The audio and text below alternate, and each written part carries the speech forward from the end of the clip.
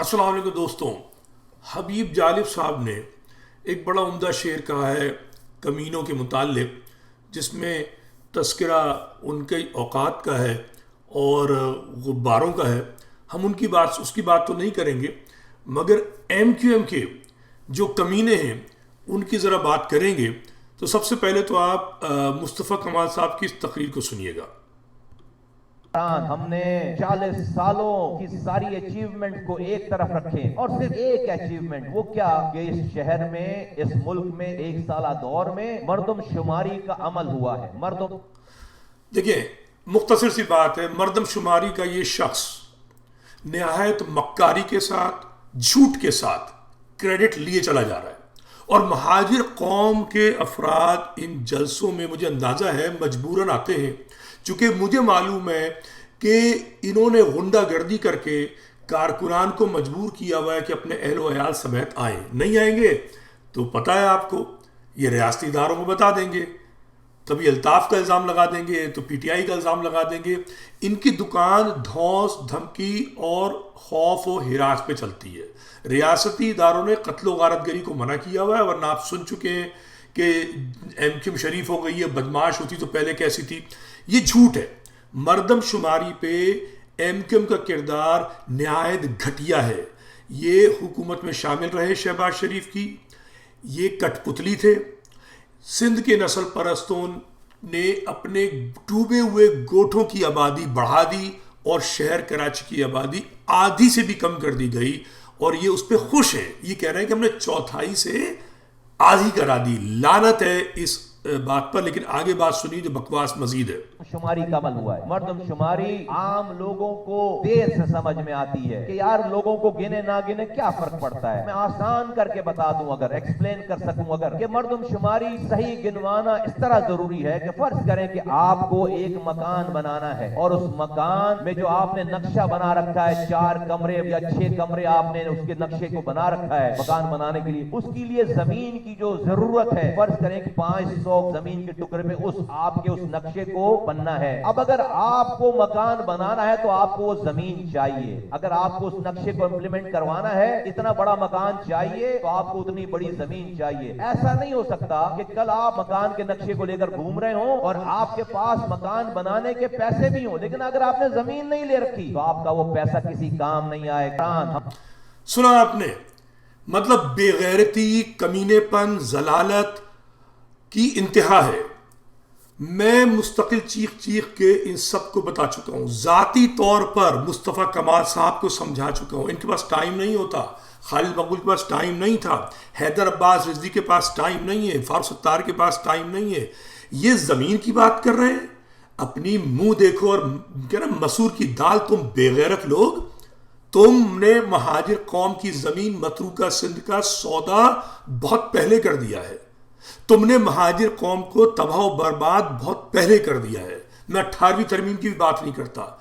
تم نے جب جب موقع ملا متروکہ سندھ کے نظریے پہ قبضہ کرنے کے لیے تم سب نے ایک پھلجڑی چھوڑ دی جلسے میں. کبھی کبھی ہم بھی خوش ہوئے، مگر تم بے غیرت ہو. اگر تمہیں زمین کی اہمیت پتہ ہوتی، تم مہاجروں کو لیکچر دے رہے ہو زمین کا. ابے بے غیرت ہو. تمہارے پاس بابائے مہاجر قوم لیاقت علی خان موجود ہے. تم اٹھ کر اپنے گھر سے اس کی سورہ فاتحہ پڑھنے نہیں جا سکتے. مصطفیٰ کمال، تم بے غیرت آدمی ہو. تم بھی اتنے ہی گھٹیا ہو جتنا فاروق ستار گھٹیا ہے. تم اتنے ہی گھٹیا ہو جتنا خالد مقبول اور حیدر رضوی گھٹیا ہے. تم گھٹیا لوگوں کی ایک فوج ہو. تم الگ نہیں ہوئے تھے ایم کیو ایم سے. تمہاری سیرت اور جو تینت تھی وہ ایم کیو ایم والی ہے. تم صحیح جگہ پہنچے. تمہارا خمیر ہی وہی ہے. تمہاری تربیت گاہ الطاف ہے. تمہیں ڈنڈے مار کر الطاف سے جدا کیا گیا ہے. تمہاری انا ہے، ورنہ الطاف اور تم میں کوئی فرق نہیں ہے. تم مہاجر قوم کے نظریات کو فروخت کرنے والے ہو، مہاجر قوم کی زمین کو فروخت کرنے والے ہو. اگر تم میں ذرا سی مہاجر قوم سے ہمدردی ہوتی تو تم اس وقت متروکہ سندھ کی بات کر رہے ہوتے. تم صوبے کی بات کر رہے ہوتے کہ دیکھو ہمارے یہ ہیں کاغذات، یہ ہے ہماری تبادلے کی زمین، یہ ہے ہمارا کمرہ، یہ ہے ہمارا مکان، یہ ہے ہمارا نقشہ. سندھو دیش کا نقشہ لیے 75 سال سے سندھ کا نسل پرست گھوم رہا ہے. دھرتی دھرتی لگا رکھا ہے. اور سنو ان کی بکواس یہاں پر آ کر. یہ بھی سن لیجئے آپ.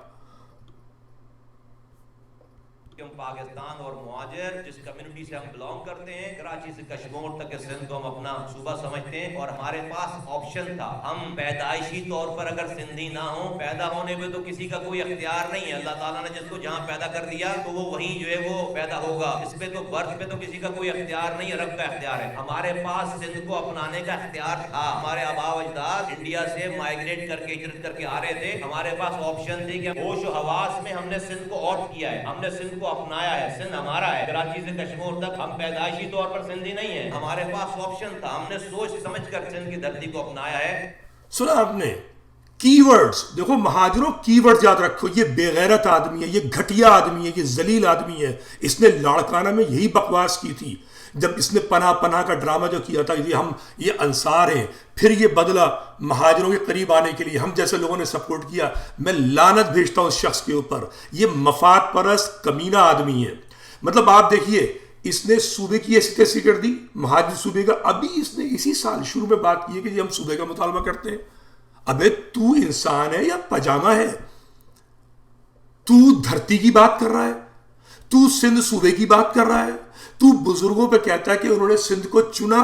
ابے بزرگوں نے تبادلہ کیا ہے زمین کا اور آبادی کا۔ بے غیرت آدمی، گھٹیا آدمی، ذلیل آدمی، تجھے شرم آنی چاہیے۔ کوئی انسان میں کوئی تو وہ ہوتی ہے کیا کہتے ہیں، مروت، خلوص۔